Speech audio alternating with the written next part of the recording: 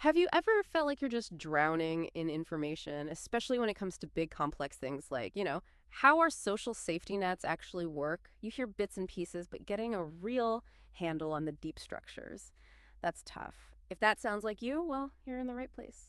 Welcome to the deep dive. Today, we're diving into a really foundational text in social policy. Gøsta Esping-Andersen's 1990 classic, The Three Worlds of Welfare Capitalism. Our mission here is basically to give you a shortcut to understanding how different countries set up their welfare systems. And it's not just about the money, how much they spend. It's about how these systems fundamentally shape society. We'll uncover some surprising things about freedom, equality, even political alliances you might not expect. And just so you know, everything we're discussing today comes straight from Esping-Andersen's really influential work. So let's maybe start by looking back a bit. Because while we think of the welfare state as maybe, a 20th century thing, the big questions about capitalism and welfare, they were being fiercely debated way back in the 19th century. Long before anything like the modern welfare state really existed, the intellectual battle lines were already being drawn. That's absolutely right. You had these really intense debates happening. Liberals, conservatives, Marxists, they were all grappling with how capitalism was changing society, what it meant for people's well-being. They obviously came at it from very different perspectives, but they were all focused on this dynamic between, the market, property, the state, and this new force of democracy. So if you look at the classical liberals, people like Adam Smith, they generally saw the market as, well, the best way to achieve fairness. The idea was that free competition would naturally break down old privileges, promote equality if you just let it work. State intervention, from their point of view, would just mess things up, create monopolies, maybe even reinforce class divisions. Smith himself was writing against, absolutist systems, old privileges. Right. Context is key there. Definitely. Yeah. But here's where they hit a snag. Democracy. They got pretty nervous about everyone getting the vote. Why was that? Well, they worried it would turn questions of who gets what distribution into a political football. They feared it would distort the market, undermine the very prosperity they were aiming for. Okay, so market good, too much democracy, potentially tricky. Exactly. Now, contrast that sharply with the conservatives, especially the German historical school thinkers like Liszt or Wagner. They saw the same issues, but had a completely different solution. They actually advocated for what they called a monarchical welfare state. The goal wasn't market freedom. It was preserving traditional authority, social hierarchy. They thought that was the best way to have capitalism without all the class conflict. So, more top-down control. Yes, precisely.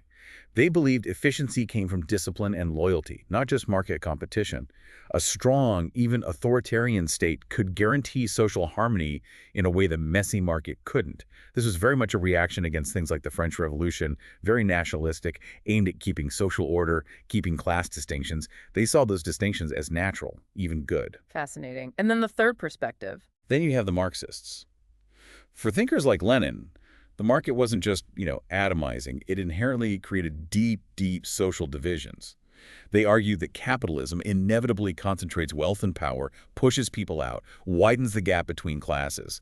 And as these conflicts grew, they predicted the liberal state, despite talking about freedom, would ultimately just defend the interests of the property class. The empty shell idea. Right. Lenin called parliamentarism an empty shell in that context. Okay, so we have these clear lines drawn, but you mentioned something really interesting earlier, this kind of unexpected twist within Marxist thought, the Trojan horse. Ah, yes. That's a really fascinating concept, particularly from Austro-German Marxists like Edward Hyman. The core idea, which is quite counterintuitive, is that social policy, even if it's brought in by conservatives trying to, say, manage or control the working class, could actually backfire on them. How so? Hyman argued that once you grant people social rights, rights to unemployment benefits, healthcare, whatever, it fundamentally changes the power dynamic. If workers become less dependent on selling their labor just to survive, they gain a new kind of power resource. So social policy, in this view, introduces this sort of alien element right into the heart of capitalism.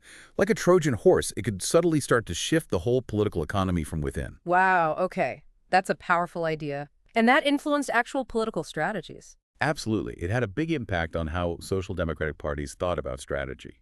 They realized, through practical experience, that just trying to socialize the economy through parliament wasn't really feasible, at least not directly. So their move towards parliamentary reformism, working within the system, was based on a couple of key arguments.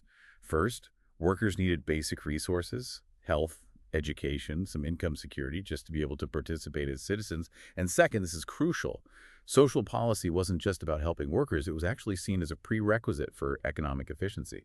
By reducing poverty and unemployment, the welfare state could actually boost the economy overall and build more unity among workers. Okay, so looking back at all these intense historical debates really highlights why we need a more, I guess, sophisticated way of understanding the welfare state today, right? It's not just about tracking spending growth. Exactly. And that leads us straight into a major pitfall, how we define the welfare state. It's incredibly common for people to think it's just about how much a country spends on social programs. But Esping-Andersen makes a really strong case that just looking at the level of social expenditure is, frankly, often misleading and doesn't tell you what's really going on. Why is that misleading? Can you give an example? Sure. Think about a country like, say, Austria, historically. It might have spent a lot, but a big chunk could have gone to really generous benefits just for civil servants. That doesn't mean there's a universal commitment to everyone's welfare. Or you might see high spending on means-tested assistance. That's basically just a modern form of the old poor laws, targeted help for the very needy, not a broad social right. Right. It doesn't signify universal support. Precisely. And then you have things like tax breaks for private health insurance or pensions, sometimes called fiscal welfare, that mostly benefits middle and upper income folks, and it often doesn't even show up in the government spending accounts. Ah, so it's hidden welfare, in a way. Kind of. Plus, high unemployment can make spending look high just because more people need benefits, which might actually mask a low commitment to things like generous benefit levels or other programs. So just looking at the total spend, it can paint a really skewed picture. Okay, that totally changes things. So if counting the dollars or euros or pounds isn't the right way, how should we be thinking about what a welfare state actually is? Well, Esping-Andersen pushes for a big conceptual shift here. He builds on Richard Titmus's distinction between residual and institutional welfare states. Residual versus institutional. Yeah, a residual system is one where the state only steps in as a last resort, when the family or the market fails. It's mainly for marginalized groups. An institutional model, though, sees welfare as a normal, integrated part of society for everyone. It's universalistic. Okay. And the core concept underpinning the institutional view, which Esping-Andersen really emphasizes, is social citizenship. This idea comes from T.H. Marshall. Social citizenship. What does that mean in practice? Think of it this way. You have legal rights, like property rights, or the right to vote. Social citizenship means you have similar fundamental rights to social resources, things like healthcare, education, income support, simply because you are a citizen. Your well-being, your ability to live a decent life, isn't entirely dependent on whether you can sell your labor power in the market at any given moment. Certain needs are met as a right. That feels like a really fundamental difference. Not charity, not just market outcomes, but actual rights. Exactly. It's a profound shift in thinking. So let's dig into that a bit more with another key idea you mentioned. De-commodification. It sounds a bit academic, maybe? It can sound that way, but the idea itself is actually quite straightforward and really important. It's fundamentally about how much a person's basic survival depends on selling their labor for a wage. So being treated less like a commodity, like something just bought and sold? Precisely. De-commodification happens when a service, like healthcare, or a benefit, like unemployment pay, is provided as a right. It allows you to maintain a livelihood, at least for a time, without being solely reliant on the market. Remember, before capitalism, people's survival wasn't purely market-based. You had family ties, the church, feudal lords, other structures. Capitalism really commodified labor, making people dependent on that cash nexus, needing a wage to live. Right. So decommodification is about loosening that tight grip of the market, giving people a degree of autonomy from it. And I imagine that's been controversial. Oh, absolutely. It's always been a major point of conflict. Labor movements push for more decommodification because it strengthens workers' position, gives them more bargaining power, reduces the sheer compulsion to take any job offered. And Employers generally tend to resist it for the exact same reasons it can increase labor costs and reduce their direct control. So it's not like a switch on or off, it's a spectrum. Exactly. It's a matter of degree. We measure it by looking at the rules. How easy is it to qualify for benefits? How long do they last? And crucially, how much income do they replace? Is it just poverty-level support, or does it allow for a more normal standard of living? Okay. So based on this, Esping-Andersen identifies, broadly speaking, 3 types of systems in terms of how much they decommodify labor. First, you have the needs-based or means-tested systems. These are strongest in places like the US, Australia, Canada. Benefits are often quite low, targeted at the poorest, and there can be significant social stigma attached. This really pushes most people towards market work. Low decommodification. Okay, the liberal model, we might call it later. Yes. Second, there's the work performance-based or social insurance model, like Germany, France, Italy. Benefits here are linked to your work history, your contributions. Now, the level of decommodification here really depends on the specific rules. How long do you have to contribute? How closely tied are benefits to contributions? Germany, for instance, sometimes scores surprisingly low because its rules can be quite strict, requiring long contribution periods. Interesting. So even if it looks comprehensive, the rules matter hugely. Hugely. And third, you have the citizenship-based or universal model. This is the Scandinavian approach. Basic, often equal benefits are provided to all citizens, just by virtue of being a citizen. These systems have the potential for very high decommodification if the benefits are generous enough to offer a real alternative to having to work when you're sick or unemployed or need to care for someone. And does the data actually show these distinct clusters? Oh, absolutely. When Esping-Andersen crunched the numbers on things like pension generosity, sickness benefits, unemployment insurance replacement rates, the patterns were very clear. Scandinavian countries, Sweden, Norway, Denmark consistently came out on top with the highest levels of decommodification.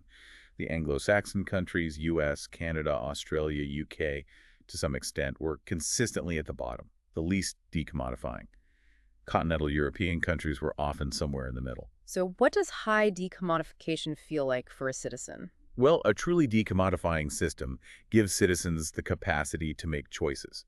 To decide, for instance, to temporarily opt out of work, maybe due to illness, parental leave, needing further education without facing severe economic hardship or losing their job security or general welfare. Think about the kind of security that, say, tenured academics or some civil servants might have. The goal of a highly decommodified system is to extend that kind of security more broadly across society. Right, it's about genuine choice and security, not just a minimal safety net you only touch if you're desperate. Okay, that's a really powerful lens. But you also mentioned that welfare states don't just provide support, they actively shape society's structure. They're systems of stratification. Let's unpack that. Yes, this is another absolutely crucial dimension. We often think about welfare states in terms of reducing income inequality, and they certainly do have an impact there. For example, the data shows Scandinavian systems have a massive effect on reducing poverty and inequality, whereas in countries like Germany or France, the direct redistributive impact on overall inequality is surprisingly small, even if they spend a lot.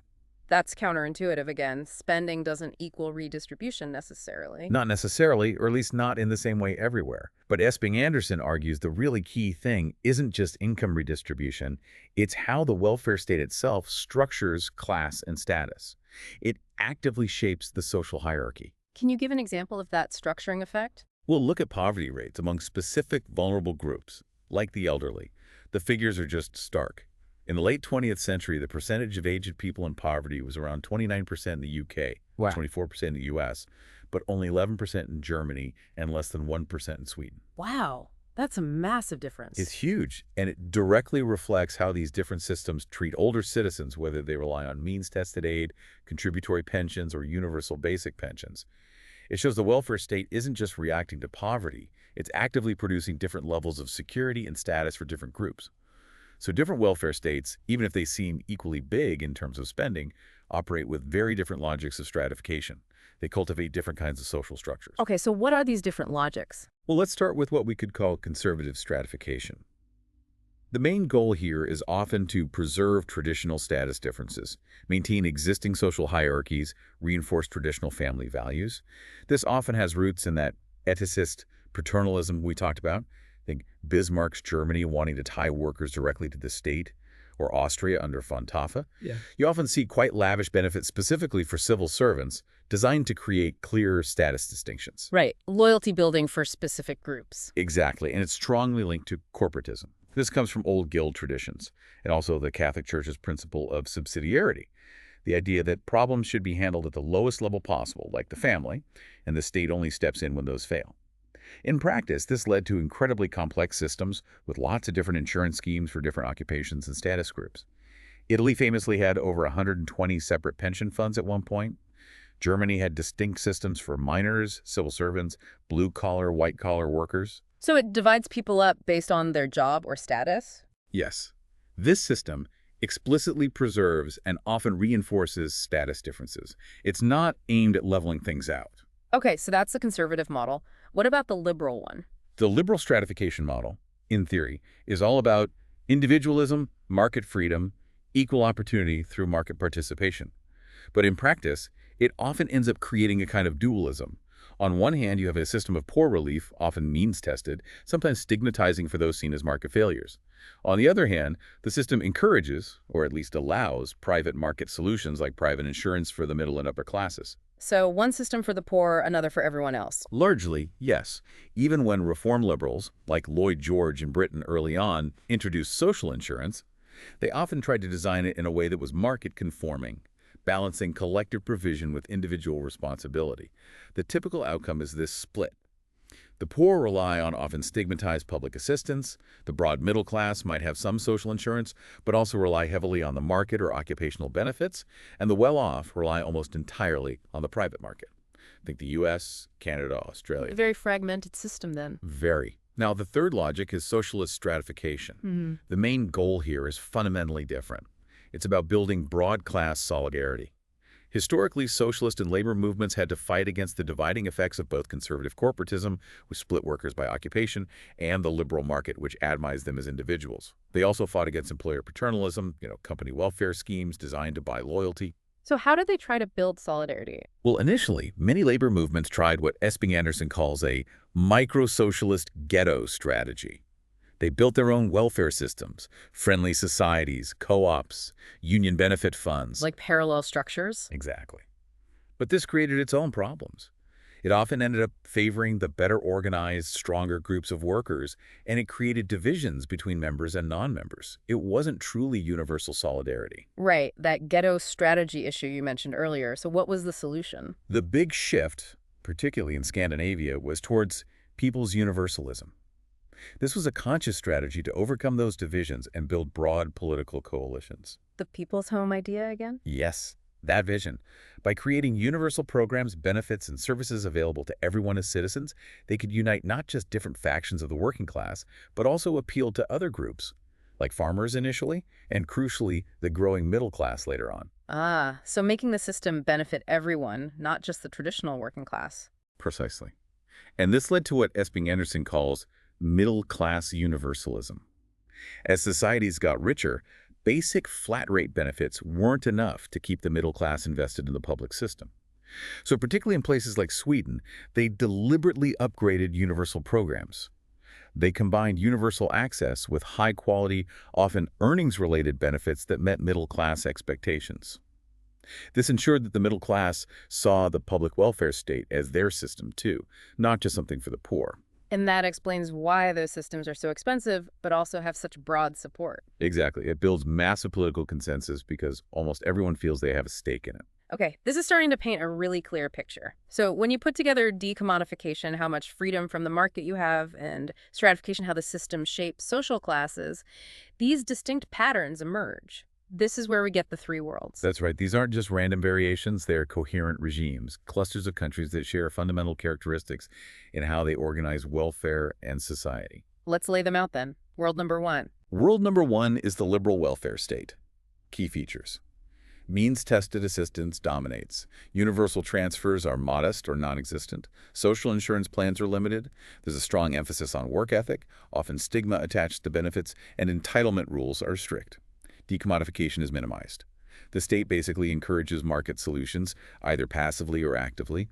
The result is a stratification where you have a kind of equality of poverty among state dependents, while most rely on the market, leading to market-driven inequalities. Classic examples: the U.S., Canada, Australia. Okay, minimal state, maximum market reliance. World number two. World number two is the conservative or corporatist statist welfare state. Think Austria, France, Germany, Italy. Here, the emphasis is on preserving status differences. Rights are often attached to class or occupational status. The state, not the market, is the main provider of welfare, but it does so in a way that upholds traditional hierarchies. Private insurance is less central. These regimes often have strong influence from the church, promoting traditional family models. Subsidiarity means the family is expected to provide care first, often leading to less developed public services like childcare. The redistributive impact tends to be quite small. So state-centric, but focused on maintaining existing social structures. And world number 3. World number 3 is the social democratic welfare state, primarily the Scandinavian countries. Here, the key principles are universalism and high levels of de-commodification extended to all classes, including the new middle classes. The aim is towards an equality of the highest standards, not just minimal needs. They achieve this by fusing universal rights, everyone gets access, with generous, often earnings-related benefits to satisfy middle-class standards. This model actively crowds out private market solutions in welfare and builds broad solidarity for the public system. It also crucially involves a commitment to full employment because the high cost requires high participation, and it fuses welfare and work, ensuring people can work and have social protection. Universalism, high benefits for all, strong link to work. Got it. And you'd say most developed countries fit reasonably well into one of these, even if they're not pure examples. Yes, while acknowledging variation within each type in some hybrid cases, Esping-Andersen argues these three clusters represent fundamentally different logics of how welfare capitalism is organized. So what created these distinct worlds? Why didn't everyone end up with the same kind of system? It can't be just one thing, right? Definitely not. It's a complex interplay of historical factors. Esping-Andersen points to three main drivers. First, the nature of class mobilization, especially of the working class. How did unions form? Were they based on specific crafts, or were they more universal? Were political parties secular or tied to religion? The specific character of the labor movement in each country deeply shaped its political power and demands. Okay, the internal organization of labor matters. What else? Second, and this is really critical, class political coalition structures. Politics is about alliances. Single parties rarely rule alone for long periods. In the early days, the rural classes were incredibly important. In Scandinavia, you saw the formation of the Red-Green Alliance Social Democrats teaming up with farmers' parties. This was crucial for pushing through a full employment welfare state, as farmers often benefited from state support too. Ah, so uniting urban workers and rural farmers. Yes. Contrast that with continental Europe, with conservative parties often captured the rural vote, leading to different political dynamics and different kinds of welfare states, often more corporatist. And later on. After World War II, the new middle classes became the decisive group, the linchpin. How different political movements appealed to them was key. In Scandinavia, as we discussed, social democrats successfully incorporated the middle classes into the universal welfare state by designing benefits attractive to them. They essentially manufactured a middle class loyal to social democracy. Right, the middle class universalism. Exactly. In the Anglo-Saxon world, parties generally failed to win the middle classes away from market-based welfare solutions. So the public welfare state remained more residual, focused on the working class and poor, making it harder to expand. And in continental Europe, historical legacies often meant the middle classes remained loyal to their specific, occupationally based social insurance schemes, which were sometimes deliberately reinforced, like Adenauer did with the German pension system in 1957. So who you form alliances with is absolutely critical. And the third factor. The third factor is the historical legacy of regime institutionalization. Basically, the choices made early on tend to stick. Once a certain type of system, liberal, corporatist, or social democratic, is put in place, it creates its own supporters, shapes expectations, and influences future political battles. Path dependency, in a way. Very much so.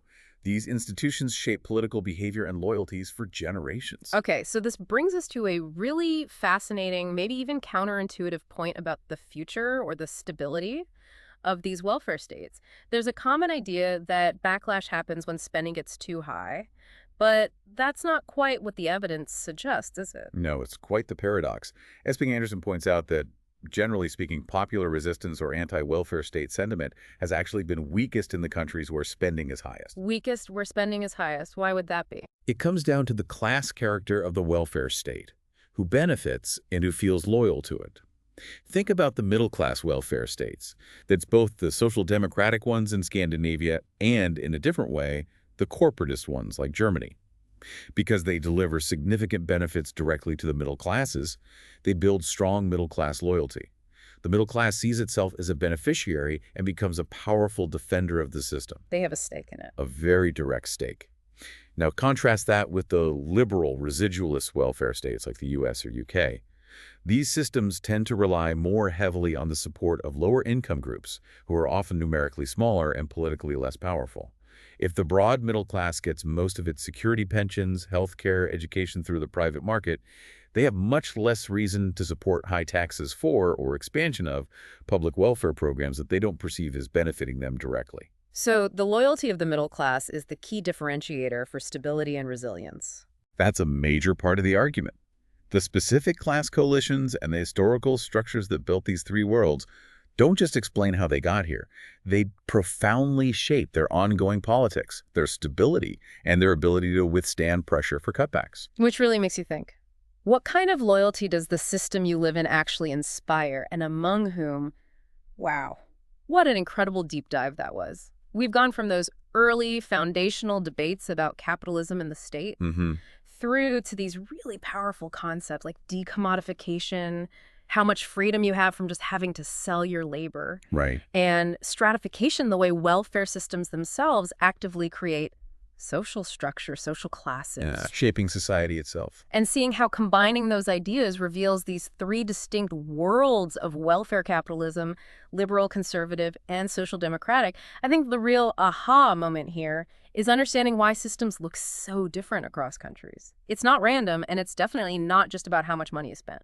Exactly. It's about these deeply embedded social logics, the historical paths taken, the political alliances formed. It gives you a whole new framework for thinking about it. So we really hope this deep dive gives you, our listeners, a new lens to look through. Think about your own country's system. Does it feel more liberal, more conservative, or more social democratic based on what we've discussed? What does that imply about your choices, your security, the kind of society it fosters? It's a powerful way to analyze what's going on around you. Absolutely. So here's a final thought to leave you with. Next time you think about your social safety net, whatever it looks like, ask yourself, is it fundamentally designed to prioritize market efficiency or traditional social status or universal solidarity? Something to chew on.